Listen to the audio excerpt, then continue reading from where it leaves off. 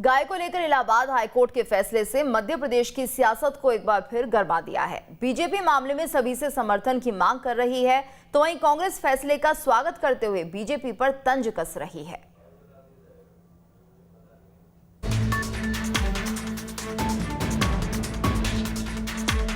मध्य प्रदेश की सियासत में एक बार फिर गाय पर सियासत गरमा गई है।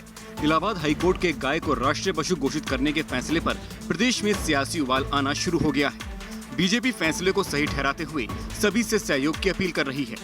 और मैं समझता हूं कि न्यायालय भारत के जनमानस की भावना का सम्मान कर रहा है और भारत में ये आवश्यक है कि गौ माता को अगर राष्ट्रीय पशु घोषित कर देंगे तो सामाजिक वैमनस्यता भी खत्म होगी और हिंदुस्तान की पहचान भी कायम रहेगी, क्योंकि हिंदुस्तान की पहचान गीता से है, गंगा से है, गौ माता से है। ये भारत की भूमि की पहचान है, ये हमारे पहचान और प्रतीक चिन्ह। भारतीय आर्थिक तंत्र की गौ रीढ़ रही है और उसे राष्ट्रीय पशु घोषित करना ये सचमुच होना ही चाहिए और भगवान करे शीघ्र हो। वहीं कांग्रेस बीजेपी की तरह फैसले का समर्थन कर रही है, साथ ही बीजेपी पर तंज कसने से चूक नहीं रही है। गाय राष्ट्रीय हमारी भारतीय संस्कृति का हिस्सा है। हम इस निर्णय का स्वागत करते हैं और हम खुद कहते हैं कि ये इलाहाबाद हाईकोर्ट ने जो निर्णय दिया वो ठीक दिया है। गाय को राष्ट्रीय पशु घोषित किया जाना चाहिए, लेकिन ये भारतीय जनता पार्टी की सरकार शायद ये कर पाएगी, इसमें हमें संदेह, क्योंकि इनकी कथनी करनी में अंतर है। मध्य प्रदेश की सियासत में गाय का काफी महत्व है। प्रदेश में सरकार किसी की भी हो, लेकिन गाय को कोई नकार नहीं सकता है, इसीलिए सभी दल इसका समर्थन करते हैं, तो वहीं एक दूसरे पर आरोप भी मंडते रहते हैं। भोपाल से शुभम गुप्ता के साथ टीम न्यूज स्टेट। रसोई गैस के दाम और कमर्शियल सिलेंडर की कीमतों में लगातार हो रही बढ़ोतरी ने आम जनता की कमर तोड़ दी है। वहीं प्रदेश में महंगाई के मुद्दे पर सियासत भी चरम पर पहुंच गई है।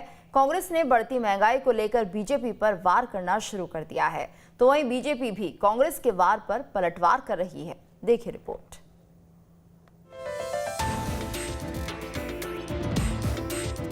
मध्य प्रदेश में लगातार आम जनता पर महंगाई की मार पड़ रही है। प्रदेश में महंगाई आसमान छू रही है। अभी कुछ दिन पहले ही पेट्रोल और डीजल ने शतक पार किया है।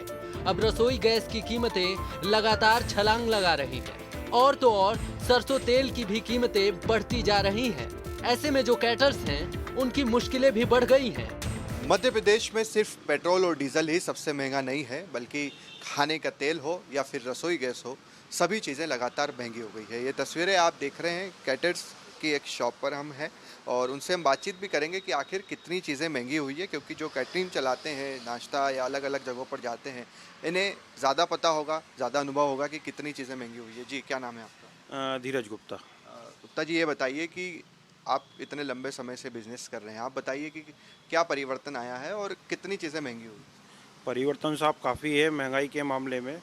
पिछले 1 साल को ही यदि अपन पकड़ें तो पेट्रोल, कुकिंग ऑयल और गैस के सिलेंडर में बेतहाशा बढ़ोतरी हुई है। पिछले साल पेट्रोल इन्हीं दिनों में 90 के अंदर था, आज के डेट में 101 से ऊपर है, 110 से ऊपर है। गैस के सिलेंडर 600 रुपये से अंदर हुआ करती थी, आज 900 रुपये के आसपास हो गई। महंगाई बढ़ेगी तो इसका असर किचन पर भी पड़ेगा। ऐसे में गृहिणियों का किचन चलाना भी काफी मुश्किल हो गया है। कितना पैसा पूरा नहीं पड़ता है, कहाँ से घर खर्च चलाएं, हर चीज़ की महंगाई हो रही है। बच्चों के भी, अब बच्चे 1-1, 1.5 लाख रुपए साल की फीस है, वो भी निकालना है, दवाइयों का भी खर्चा निकालना है, गृहस्थी का भी खर्चा निकालना है। हम सोच रहे थे कि आगे जाके हमें कुछ तसल्ली मिलेगी, पर यहाँ पे तो और जब से कोरोना का चालू हुआ है तो महंगाई और बढ़ी ही है, कम नहीं हुई है। वहीं महंगाई पर सियासत भी शुरू हो गई है।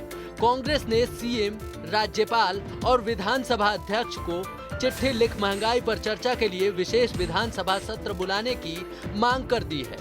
विकास दिख नहीं रहा, सड़कें टूटी पड़ी हैं, जनता असहाय है, लोगों को रोजगार नहीं मिल रहा है। निजीकरण के चलते लोगों का रोजगार छीन रहे हैं। इसलिए ये सब मुद्दे हैं। आप विधानसभा सत्र अगर 1 सप्ताह का बुलाते हैं, विस्तार से चर्चा होगी, पक्ष विपक्ष के सभी साथी मिलकर इसका कोई न कोई समाधान निकालेंगे।